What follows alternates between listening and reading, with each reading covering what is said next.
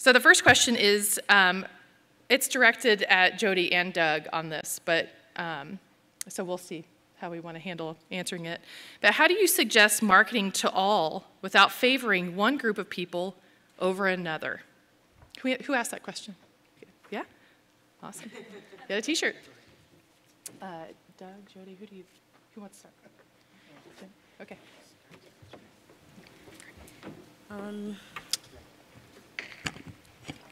When it comes to marketing to all, I'm a content marketer, so what we believe is that you really want to market to those who are engaged and going to be most resonant and relevant to them particularly.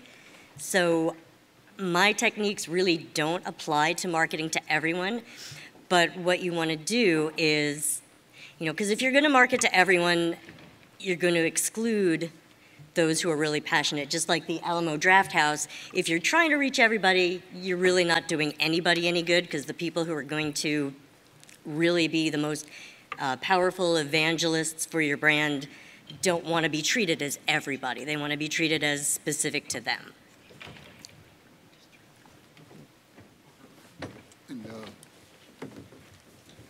There's a real thin line between kind of marketing to everybody and marketing to nobody. And so I agree that focus can be a good thing. You don't want to, unless you really.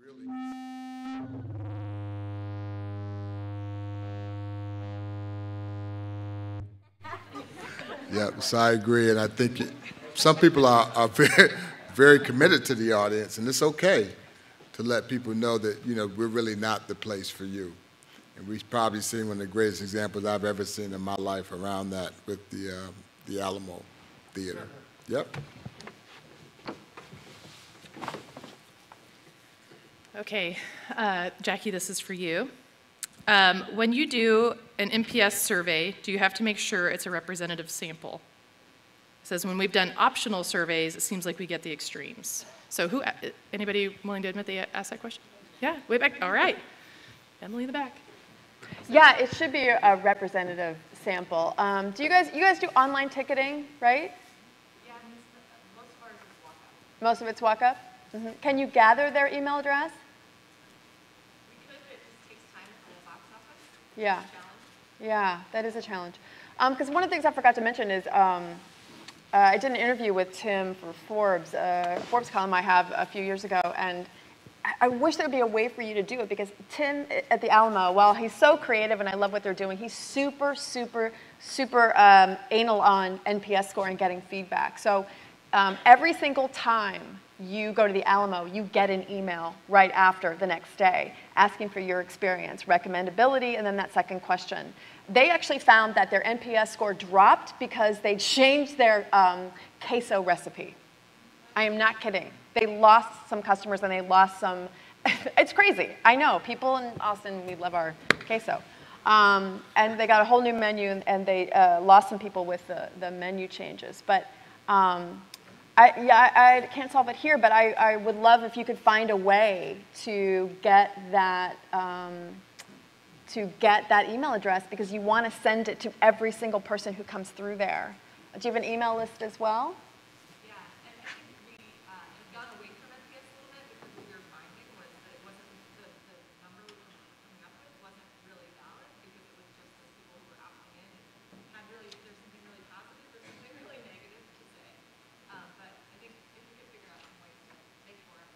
Yeah, let's chat afterwards.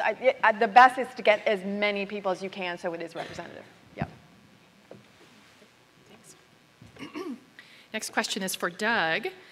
Diversity and inclusion is critical to my organization, or just as critical to my organization as those guests watching the films. What advice would you give filmmakers to do a better job at D&I?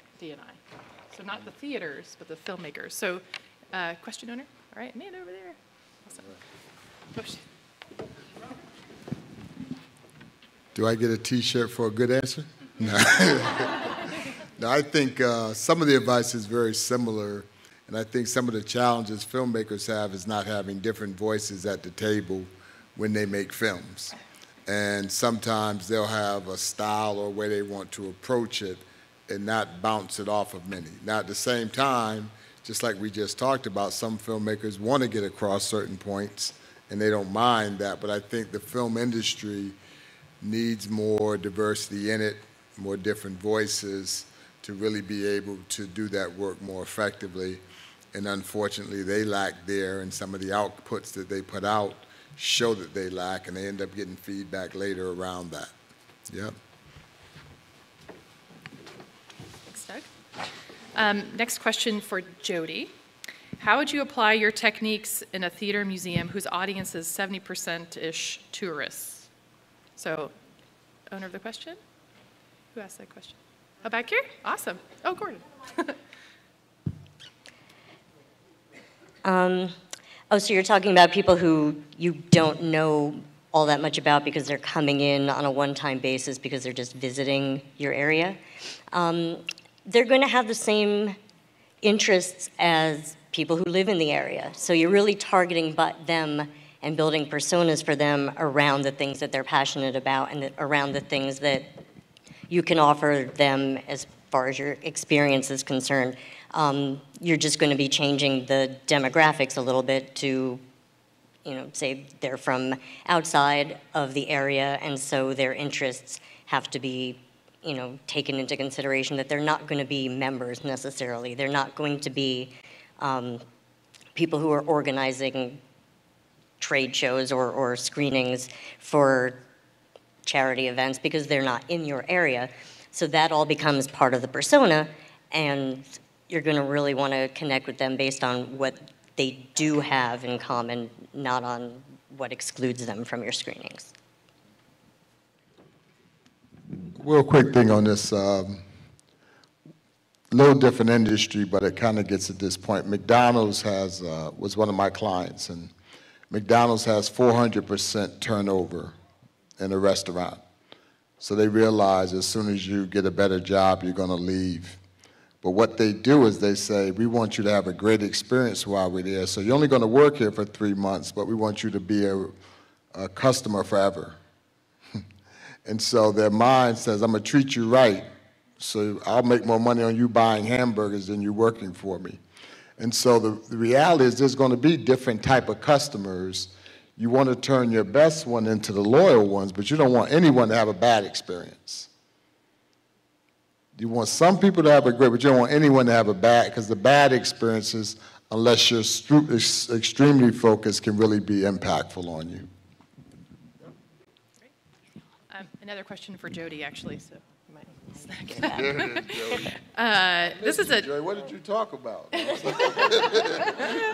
give you the rundown after. Audience personas, all new.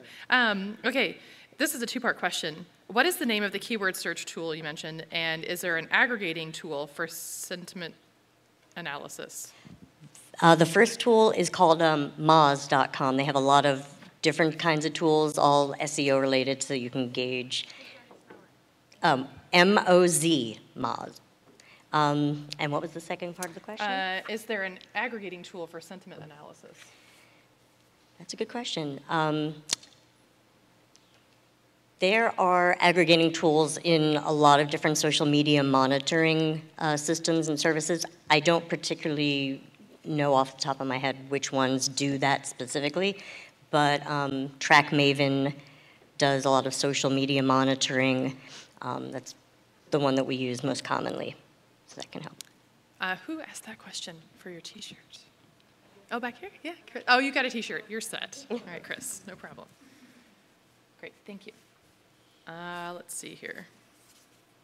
Despi, there's a question for you. So we'll have you come up here. Are there best practices for choosing influencers? This might be something others want to chime into. Well, it's definitely a fine line, right? I think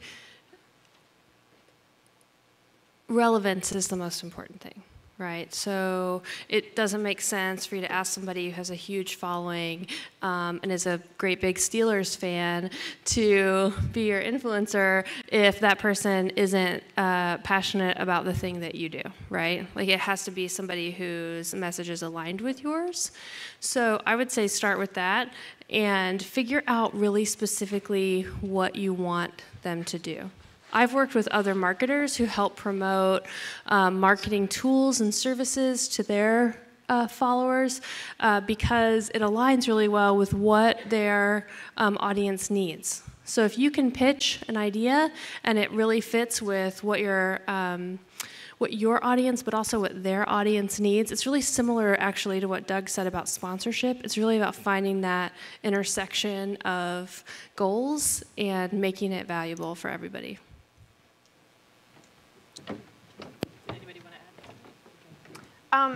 I think I missed when you talked about influencers, and so I would just be very clear, and I hope this doesn't conflict with what you're saying, or maybe it does, I don't know. But that's an ad, right? Like, an influencer is an ad. And so when we think about like loyalty, that is the other side. That is the organic side. And I feel like, just to caution a little bit, I feel like today there's so much hype on let's buy influencers. That is an ad. And they do not stay, they will only, continue to talk until you run out of budget. And I personally, I think from a long-term strategy, you might need an influencer on a short term, but in the long term, the organic building evangelists, building loyalty, those folks will stick with you.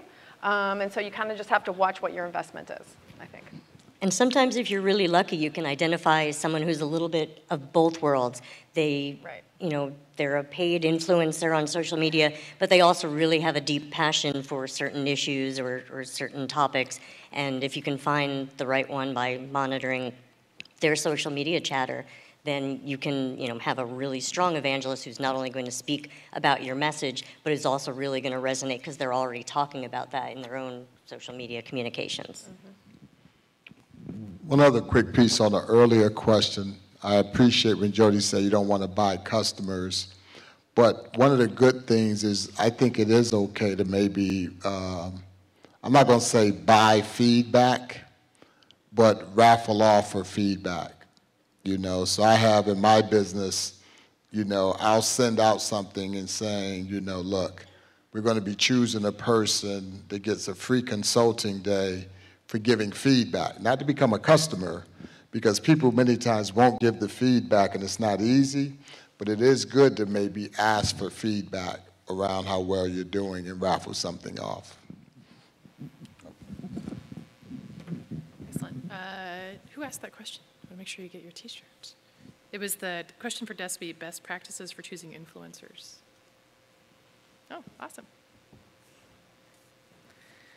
Oh my goodness.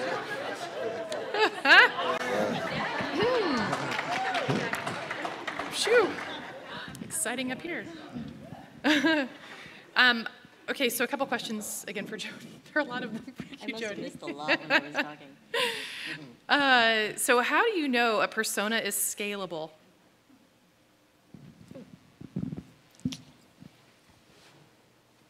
That's another one.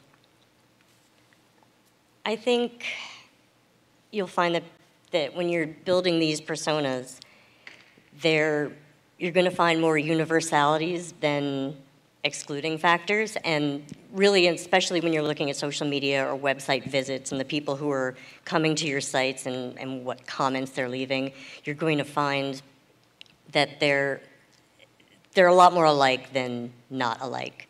So when you're trying to scalability is really more about your ability to produce content and messaging for them than, building out these personas to attract other people with the same kind of communications. And again, it goes back to you don't necessarily want to scale your messaging for a particular persona. You want to be able to reach, that group of people. But then you also want to do your homework, and if you realize, hey, we need to target somebody different, then you're going to want to build a specific persona around them too. Does that answer the question? I'm not sure. I feel like this question actually came up a couple different times from people. How do you know a persona is scalable, or how do you make it scalable? For those who had that question, does that answer it? Who do you want a T-shirt also? You want to admit that you? Okay. Oh, all right. We'll ask the second question here. How do you validate or know that a persona is on point or true?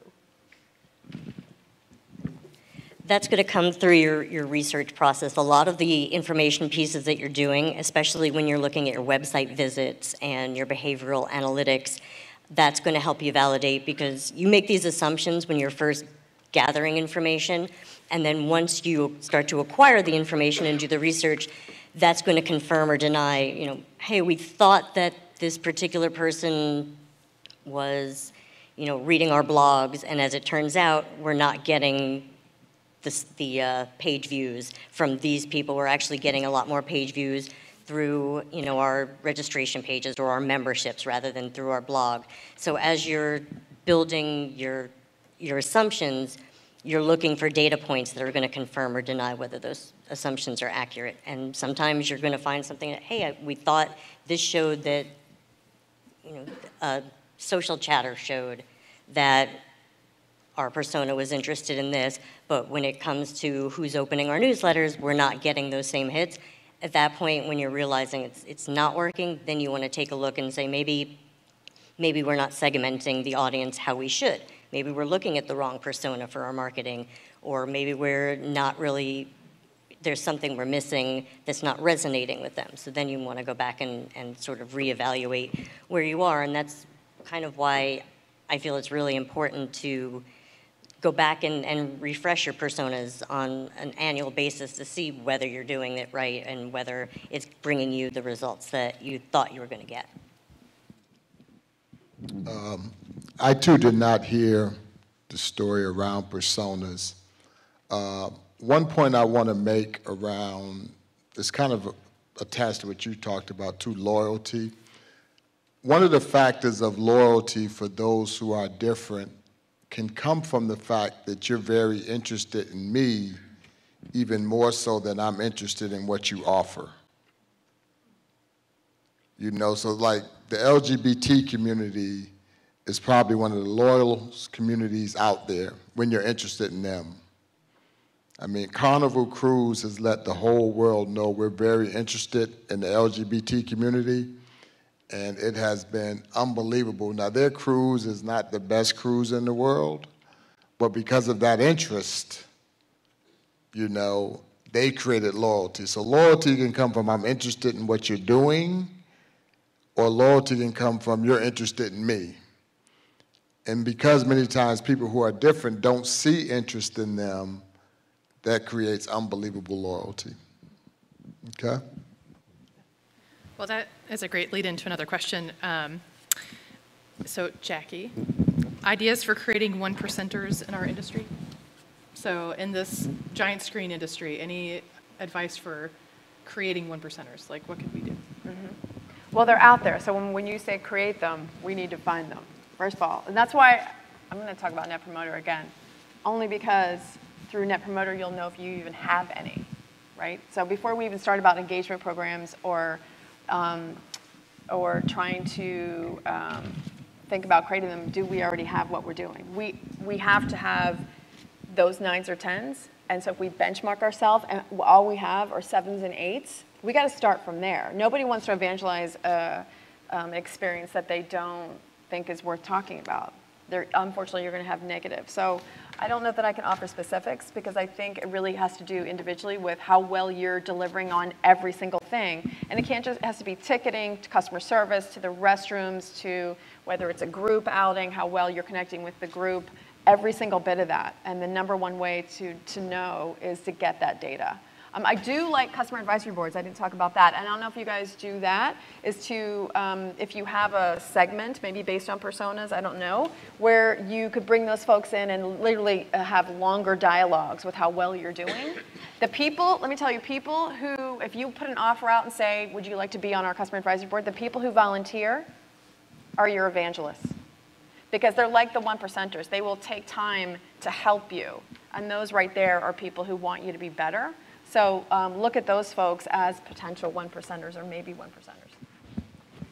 I have another example that I absolutely love. There's a group called BarkBox, and it's sort of a package group service or package goods service for pets. And after I'd been a member, I'd never ordered anything from them, but I followed them on social media, and I commented, and I opened all their newsletters because dogs. And after a little while of doing this, they recognized, hey, this is a person who is coming to our website and opening our newsletters more than other people. They sent me an email saying, we'd like you to be on our, invited to our special Facebook group, BarkBox Ambassadors. And we're going to get you our new content first. We're going to give you special discounts, and you can only sign up for it through this invitation. So by recognizing the work of the people who are really actively engaging without you doing anything, you can sort of discover who among your audience are the most likely to be passionate, and then incentivize their passion by giving them exclusive discounts or exclusive opportunities that make them feel a little bit special. And I have now bought BarkBox products, and I will talk about BarkBox in front of lots of people because they saw something in me that I feel represents me well, and I want to reward that and patronize them for that. Yeah, that's one of the strategies that in the Gaga book that I wrote about, which is naming your 1%ers and having something that they can join, right? So they called it the BarkBox Ambassadors.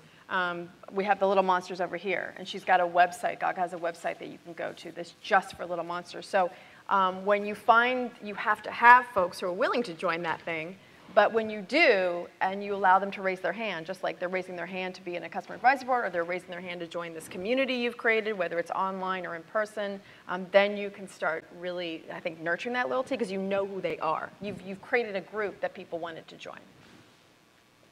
Great example. Anybody who asked that question? Oh, you already have a shirt. You're good. Oh, just throw it at her.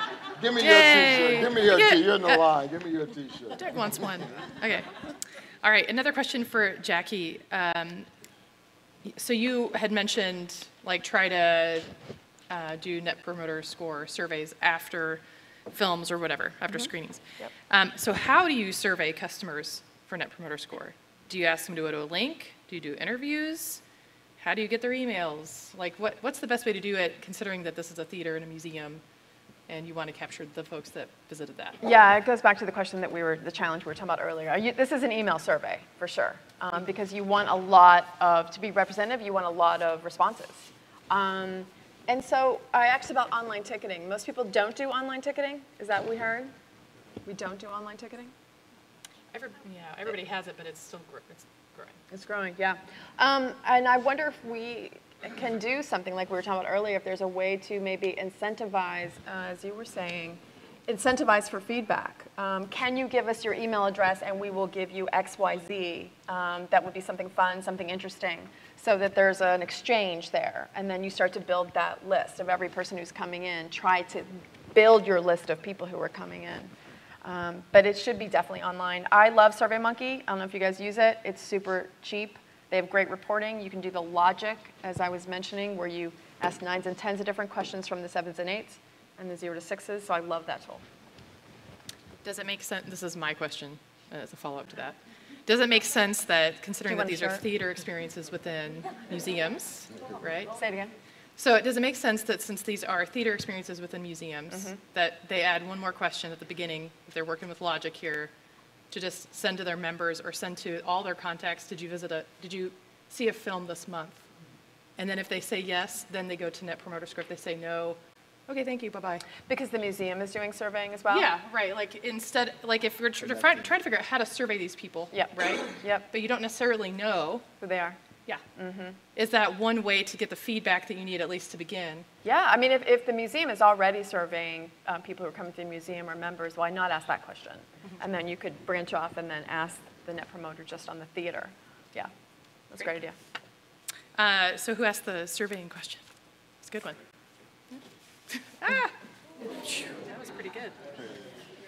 Whew. Okay, I think we only have time for a couple more questions, so I've kind of got an easy one, and I've got kind of a hard one for all of you guys.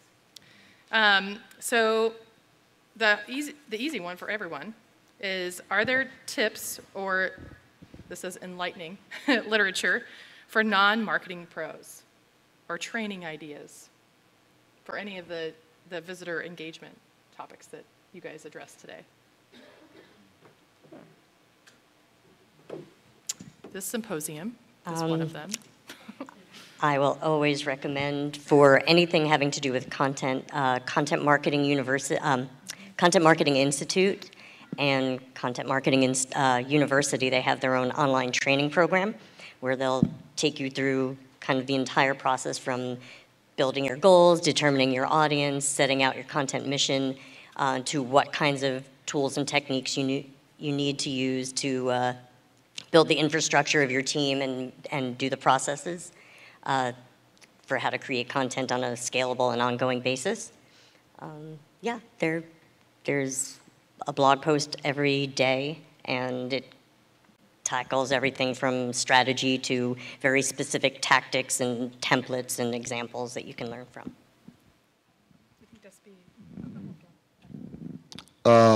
My tip would be find some new friends and ask them questions.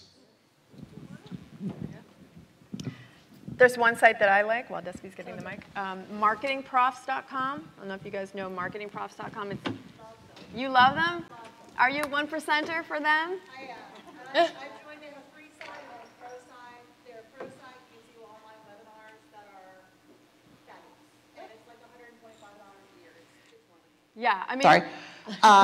Yes. They have a free side and a paid side. The free side's good. The paid side, it's like $125 a year, and it gives you weekly webinars that are amazing and awesome. It's hundreds of thousands of people. Sorry, it's MarketingProfs.com. Yes. Hundreds of thousands of people are on it, and because they've been doing it for so long too, there's basically content on every marketing thing you would ever want to know about. Yeah, thank you for that. Okay, one more thing. There's a book called Hug Your Haters by Jay Baer, and Jay also runs a website called Convince and Convert. So if you are trying to dig into what's happening, kind of latest and greatest in marketing, you can find stuff there. I'm going to hand this to you. All right, so this last question, I'm not going to ask the person to say who they were, because I think it's a difficult question, and for good reason. And while it was addressed to one speaker, I'm going to make it open to everyone to address this issue. I understand where you're going with all of this, right? This person specifically brought this up during Jodi's presentation. But how do I, as a theater operator or staff person, get my institutional marketing department to take up this process, to consider these options? Because it appears to require time, right? So what could be the selling point? Right? So if you're going back to your museum and you're talking to people who maybe couldn't be here today, leadership or whomever it might be, how do you convince them to try audience personas or take on Net Promoter Score or invite people who are different? What do you say? Yeah, it's a great question. One of the things many organizations have challenge with is how do I get energy around new things. And so my answer to that is, you take the things that organizations are doing now that's important to them, and you make this new thing something that can make them do that better.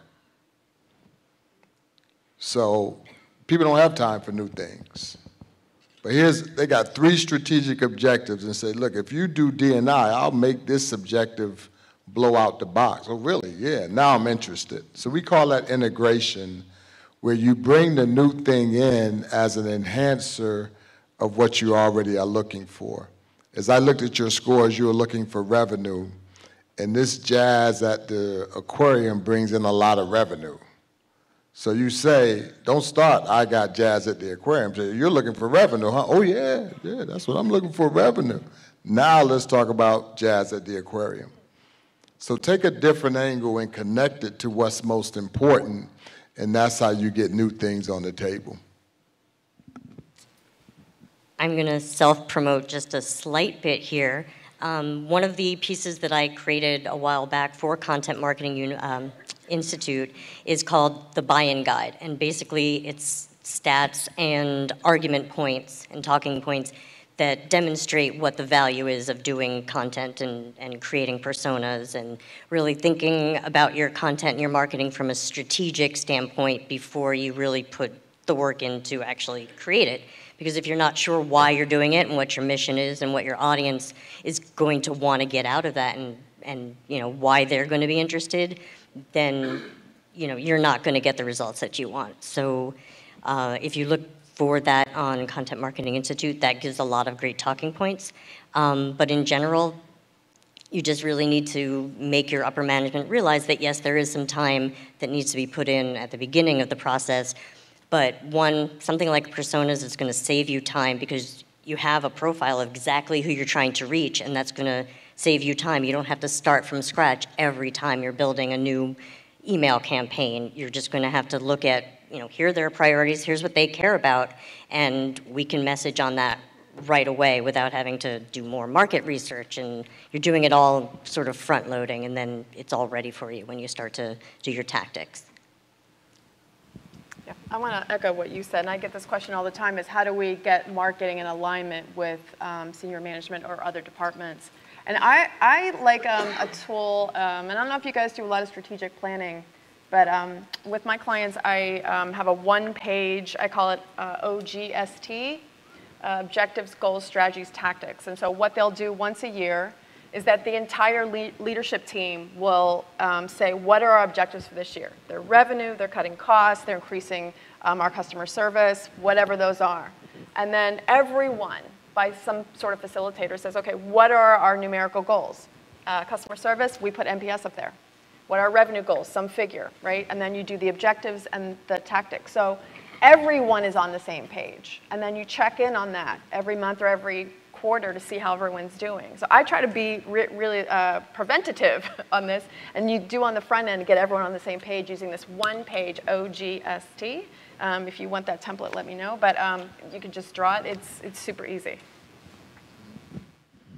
The other thought that come to mind is have a keen eye on where time and money is being wasted now.